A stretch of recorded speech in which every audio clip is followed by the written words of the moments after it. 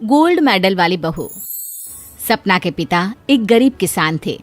माँ पिता खेत में काम करते तो पीछे से सपना गांव के बच्चों के साथ हॉकी खेलती। एक दिन शाम को, सारा दिन खेलती रहती है, ये नहीं कि छोटे भाई को संभाले। माँ पता है, मैंने आज हॉकी में पास के गांव के लड़कों की टीम को हरा दिया। अरे वाह वाह मेरी बेटी, शाबाश। ये लेकर रुपया, जा जाकर टॉफी खा ले। सपना खुशी से पिता के गले लग जाती है और बाहर चली जाती है। अरे तुम इसको बिगाड़ रहे हो, मैं ना इसकी शादी ही करा दूंगी। ऐसा कैसे शादी करा देगी? हाँ, अभी तो उम्र खेलने की है। माँ बड़बड़ करती वहां से निकल जाती है। लेकिन शाम को उन लोगों के घर कुछ लोग आते हैं। अरे राम सुखिया, जरा ये तो बतलाओ, सपना के बारे में क्या सोचा है? अरे क्या सोचना है मास्टर जी, पढ़ रही है, जितना पढ़ सकती है पढ़े, फिर शादी करवा देंगे, कोई अच्छा सा गांव का ही लड़का देख लेंगे। अरे तुम तो उसके पिता हो, तुमको कुछ नहीं पता? माँ घबरा जाती है। अरे का मास्टर जी, का पता नहीं, का हो गया? हम तो इनसे पहले ही बोल रहे थे कि लड़की की जात है, संभाल लो। अरे भाभी जी, आप भी ना कभी अच्छा भी सोच लिया करो। अरे सपना क्या खेलती है हॉकी, बड़े से बड़े आदमी भी नहीं जीत पाते हैं उससे। कल गांव में एक टीम आ रही है, लड़कियों की हॉकी खेलने उसे भेज देना, वहां शायद कुछ बात बन जाए। अरे ना मास्टर जी, कोई खेल वेल नहीं करवाना हम लोगों को, वो भी शहर के लोगों के साथ तो बिल्कुल भी ना। शहर के लोगों को ना कोई भरोसा नहीं होता मास्टर जी। अरे कैसी बात कर रही हो सपना की माँ, बुरा आदमी तो हर जगह मिल जाएगा, उसके लिए शहर का और गांव का। हाँ मास्टर जी, हम लोग तैयार हैं, कल आ जाएगी सपना वक्त से। माँ के लाख मना करने पर भी पिता सपना को हॉकी टीम के लिए भेज देते हैं। शाम को सपना वापस आती है, लेकिन लट के मुंह से। और क्या हो गया, मार खाई हो का? कौन मारेगा हमें? कोई मार वार खाकर नहीं आए। अरे फिर शकल पर 12 क्यों बजे हैं, बताओगी? देखो माँ, आप समझोगी नहीं, बताकर फायदा क्या है? अरे बिटिया रानी, हम तो समझेंगे ना, हमें ही बता दे। सपना पापा के गले लग जाती है। पापा, मैं ना सिलेक्ट हो गई हूँ भारत की हॉकी टीम में खेलने के लिए। अरे वाह, ये तो बहुत ही खुशी की बात है मेरे बच्चे। फिर मेरी गुड़िया काहे परेशान है? पापा, मुझे दिल्ली जाना पड़ेगा आगे की प्रैक्टिस के लिए। माँ जो सारी बात सुन रही होती है, जोर से चिल्लाती है। एक पैसा नहीं है मेरे पास, समझी? कुछ नहीं दूंगी। शादी के लिए लड़का फाइनल भी कर दिया है, कल्ले का बेटा, वो शादी कर लेगा तुमसे। सपना पिता की ओर देखती है। अरे देख सपना, खेलने दिल्ली जाना है तो सिर्फ इसी शर्त पे कि आकर कल्ले से बेटे से चुपचाप शादी कर लेगी, बोल। अरे ठीक है ना, कल्ले का बेटा तो बहुत ही समझदार है, सरकारी नौकरी है उसकी, मान गया वो तो सपना शादी कर लेगी। सपना भी धीरू, जो कि कल्ले का बेटा था, उसे जानती थी। वो मन ही मन सोचती है कि शादी तो वैसे भी होनी है, लेकिन माँ की ये शर्त मान गई तो जीवन जीने का एक मौका तो जरूर मिलेगा। हाँ, मुझे मंजूर है। तो कल मैं उन लोगों को बुला लूं? पिता और सपना दोनों एक दूसरे को देखते हैं। अब माँ ठीक है ना, बुलाने की क्या जरूरत है, वो लोग पसंद कर रहे हैं ना मुझे, वही ठीक है। बस आप तो मेरा दिल्ली का बैग पैक कर दो।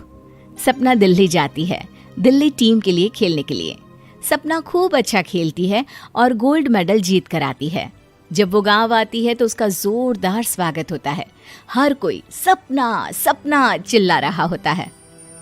और सपना के पापा, तुम्हारी बेटी ने तो गांव का नाम रोशन कर दिया है। गांव की तरफ से तुम लोगों को गांव में पक्का मकान और सपना को परिषद में पक्की नौकरी देने के लिए हम तैयार हैं। अरे वाह वाह, पक्का मकान, ये तो बहुत अच्छी बात है, लेकिन सपना की नौकरी नहीं चाहिए हमें। हाँ, कैसी बात कर रही हो सपना की माँ? लड़की की नौकरी रहेगी तो अपने पैरों पर खड़ी रहेगी, किसी के आगे झुकने की जरूरत ना पड़ेगी। अरे चुप रहो, हम तो नौकरी ना करते हैं, पर मजाल है कि किसी के आगे झुके हो। ना, हमारी बेटी नौकरी नहीं करेगी। पिता लाख समझाते हैं, लेकिन माँ नहीं मानती। और फिर वो दिन भी आ जाता है जब सपना को अपने कहे अनुसार लड़के से शादी भी करनी पड़ती है। ससुराल में ए बहू, तू रोज रोज सुबह कहाँ जाती है? घर का सारा काम निपटा कर कहाँ भागती है?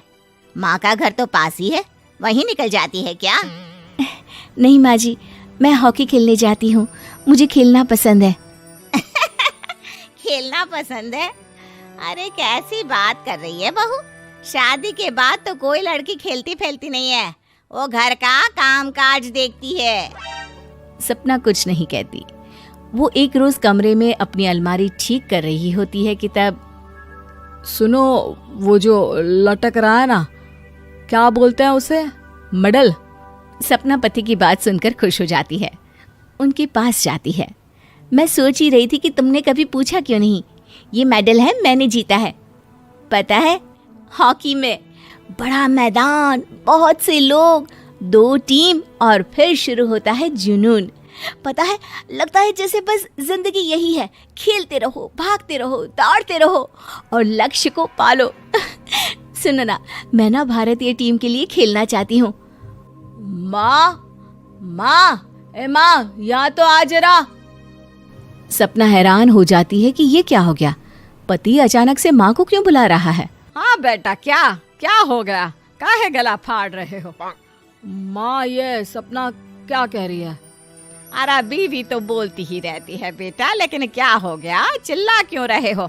ऐसा क्या बोल दिया इसने? माँ ये बोल रही है कि इसको खेलना है भारतीय टीम के लिए। सपना डर जाती है।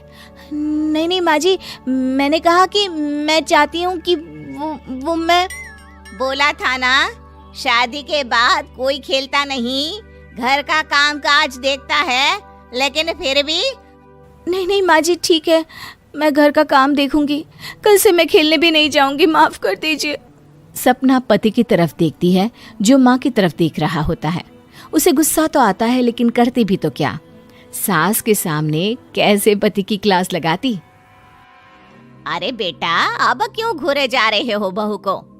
माँ, अभी इस बात का फैसला करके जाना, वरना ये तो तेरे कमरे से जाने के बाद मुझे। अब चुप हो जाइए आप, छोटी सी बात का बतंगड़ मत बनाइए।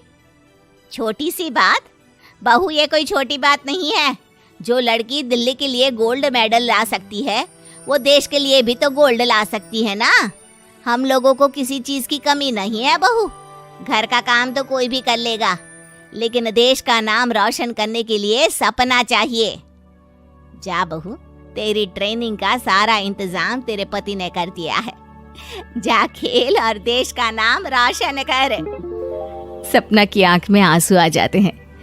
वो सोचती है कि बेटियों को मायके के साथ अगर ससुराल में भी सहयोग मिले तो ऐसा कोई काम नहीं जो वो नहीं कर सकती है।